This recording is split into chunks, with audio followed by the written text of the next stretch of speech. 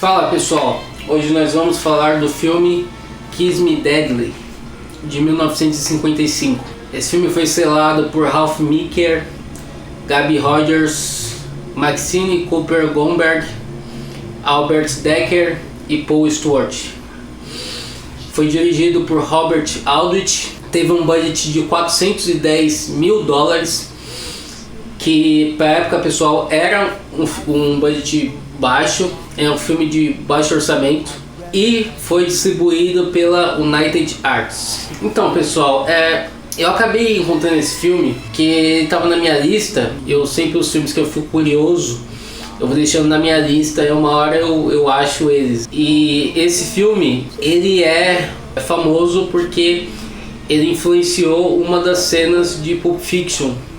Para ser mais específico, ele influenciou a cena da maleta do Pulp Fiction, né? Que o Vincent Vega, ele abre a maleta e sobe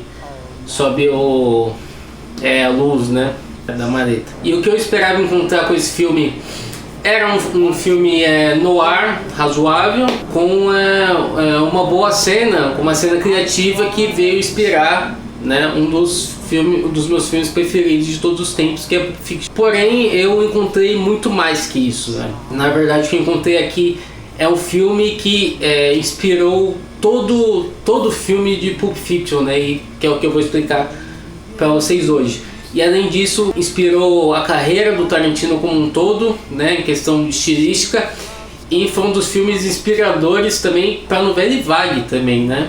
Inspirou diretores como François Truffaut, como Godard, a criar os filmes da Nouvelle Vague, a ter aquela criação estilística, né? E aquelas ideias inovadoras para mudar a linguagem cinematográfica. Muitos aspectos foram tirados desse filme. E é um filme que realmente me surpreendeu. É um filme com uma direção extremamente inspirada. Aqui o diretor, ele consegue nas cenas criar sempre alguma coisa interessante para você ver, seja pelos seus ângulos, seja pelo jeito que ele usa a música, seja pelo seu roteiro também, principalmente como é escrito o roteiro e como o diretor ele conduz isso daí por meio da sua direção, e pelas cenas icônicas que ele consegue criar, as cenas e os artifícios icônicos que ele consegue criar nesse filme. Tá uma direção completamente inspirada. Eu já tinha assistido 2 filmes do Robert Aldrich, que foi o What Happened to Baby Jane e o outro foi The Dirty Dozen. E quando a gente assiste o The Dirty Dozen, a gente percebe que o diretor ele sabe conduzir muito bem, né? É um roteiro legal também, né? Que pega um tema forte, né? Um tema de guerra, e deixa ele muito divertido, com diretores com personagens muito legais, né? Então ele consegue trabalhar com esse tipo de material. Um filme bem estiloso também. E o filme What Happened to Baby Jane, a gente percebe que é um diretor que consegue criar ali cenas extremamente sádicas, né? Fortes, que realmente você teme ali pelo pior acontecer com os seus protagonistas. É um filme estrelado pela Bette Davis e pela Joan Crawford, né? Então foi por isso que eu encontrei esse filme. São duas enormes atrizes, né? E aí eu acabei encontrando um filme com uma direção muito boa, que consegue criar cenas extremamente sádicas, né? E outros aspectos também da direção. E esses dois são grandes filmes, né? Pelos seus méritos. Mas depois de eu ter assistido esse filme aqui, eu fui finalmente convertido ali para os filmes do Robert Aldrich. É um filme extremamente bonito, pessoal, com uma fotografia excelente do Ernest Laszlo, né, que viria a ser reconhecido depois por ter feito a fotografia de Judgment of Nuremberg, fantástica, né, entre outros grandes trabalhos.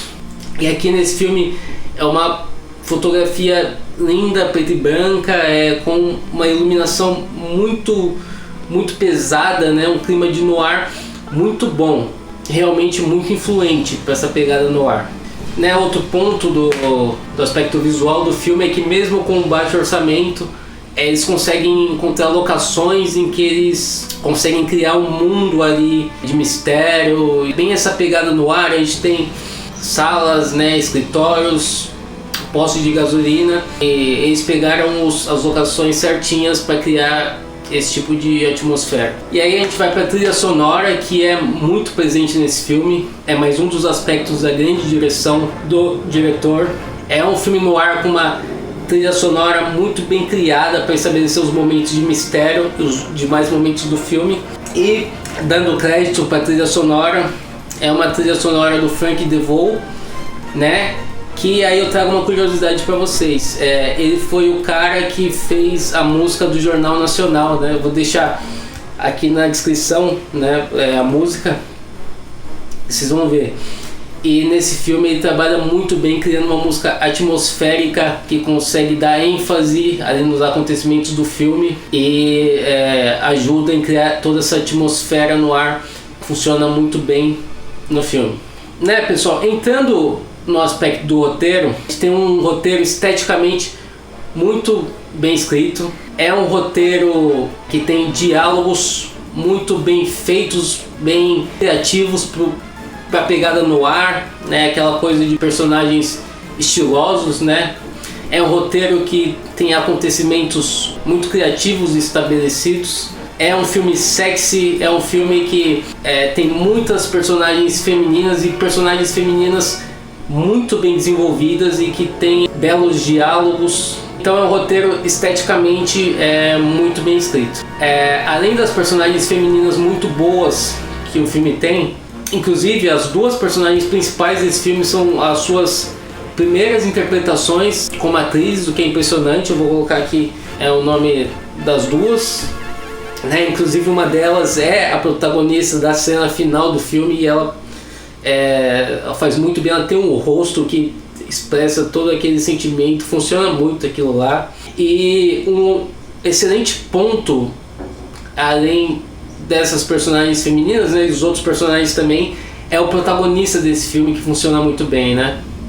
O protagonista desse filme, ele tem muitas falhas morais, é um protagonista moralmente falho. Ele é um cara que usa as outras pessoas, né, os seus aliados, para poder chegar nos seus objetivos, né? É um cara que tem como profissão um negócio já que não é muito moralmente correto, e ele é cheio de falhas, o que acaba funcionando muito bem porque você consegue se identificar mais com o personagem, né? Porque ele parece uma pessoa real, e dentro desse mundo, né, de sujeira e de tudo isso, ele é o que mais sobressai no ponto positivo. Para você ver como o roteiro ele tem personagens bem densos e bem escritos, né, bem artisticamente escritos. E também funciona porque ele é um personagem que você aceita as coisas que podem acontecer com ele, né, os perigos que podem acontecer com ele, já que ele tem essa coisa moral, o filme tem uma edição diferenciada, uma edição um pouco mais brusca, mas isso é proposital, né, e acaba sendo uma decisão estilística. E a gente pode destacar que isso daí realmente influencia muito, né, nos filmes da Nouvelle Vague, nessa coisa de brincar com a edição. Aqui a gente tem uma edição bem brusca.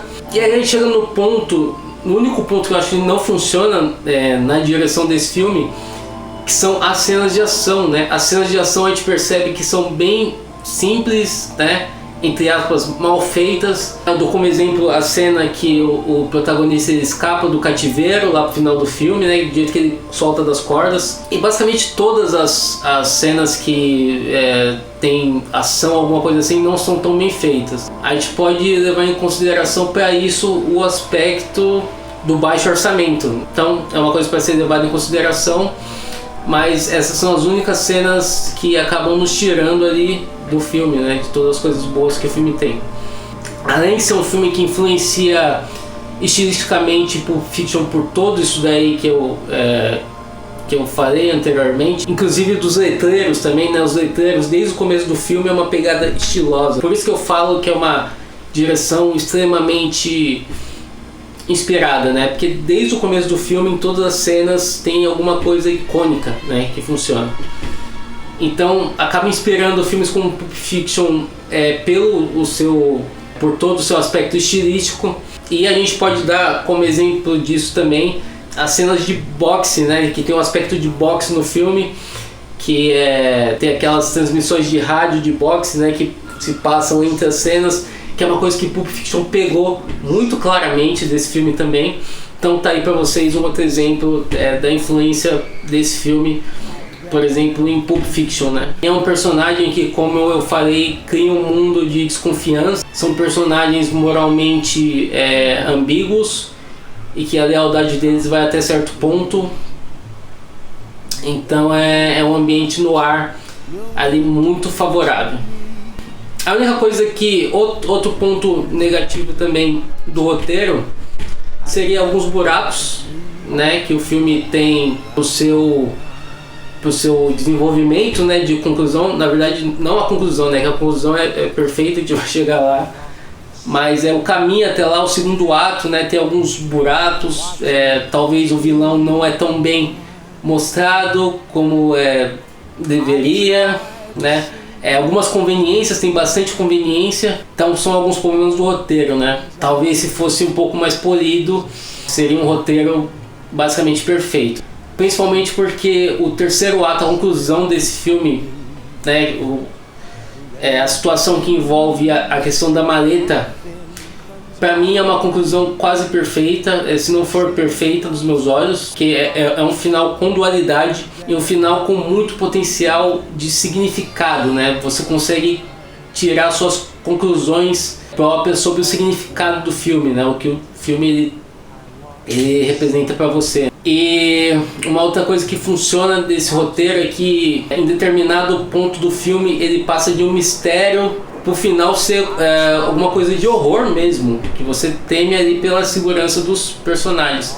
E essa transição entre gêneros é muito bem feita, também por conta do roteiro e também por causa da direção, né? O diretor ele tem muito recurso. Ele tem muito recurso, realmente, o Robert Aldrich. Eu vou atrás dos filmes dele urgente, porque, né, além dos outros filmes dele que eu falei, nesse filme ele mostra que ele tem muito recurso, né? Então a transição entre esses dois gêneros é uma coisa muito bem feita no filme. E até a conclusão ela tem alguns aspectos de até sci-fi. Então é um roteiro que tem uma conclusão quase perfeita. Talvez o problema seja o que eu falei, né? Ele poderia talvez ser um pouco mais polido, na questão das conveniências e também na questão de dar mais material ali pro antagonista, né? Uma coisa mais a se fazer, explicar um pouco melhor, e aí estaria basicamente perfeito. E um outro ponto que eu queria citar da conclusão é a direção da cena final, né? Exatamente a cena da maleta, que é maravilhosamente dirigido aquilo. Aquela cena é um dos melhores efeitos visuais que eu vi em filme preto e branco. Todas aquelas luzes e aquele desfecho, ele realmente é uma coisa muito linda nesse filme, né? Isso daí a gente dá crédito tanto ao diretor quanto ao diretor de fotografia, tanto o roteiro, né, que criou essa situação que realmente funciona e realmente é uma das cenas mais icônicas aí desse filme ou de qualquer outro filme noir. Então basicamente isso, pessoal.